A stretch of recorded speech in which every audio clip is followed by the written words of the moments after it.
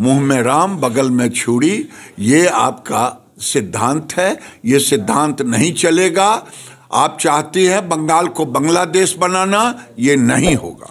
পশ্চিমবঙ্গের মুখ্যমন্ত্রী মমতা ব্যানার্জি পশ্চিমবঙ্গকে বাংলাদেশ বানাতে চান বলে অভিযোগ করেছেন ভারতের টেক্সটাইল মন্ত্রী গিরিরাজ সিং। 2 দিনের সফরে পশ্চিমবঙ্গে রয়েছেন কেন্দ্রীয় টেক্সটাইল মন্ত্রী গিরিরাজ সিং। সফরের শেষ দিন শুক্রবার উত্তর 24 পরগনার সোদপুরে একটি বেসরকারি সংস্থার উদ্বোধনী অনুষ্ঠানে অংশ নেন তিনি। ওই অনুষ্ঠানে রাখা বক্তব্যে রোহিঙ্গা ও অবৈধ অনুপ্রবেশ নিয়ে মুখ্যমন্ত্রী মমতা ব্যানার্জিকে কড়া ভাষায় আক্রমণ করেন এই বিজেপি নেতা।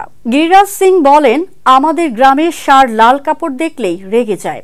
ঠিক সেভাবে কেন্দ্রীয় সরকারের নাম শুনলেই মমতা দিদি রেগে যান, সেন্ট্রাল এজেন্সির নাম শুনলেই রেগে যান।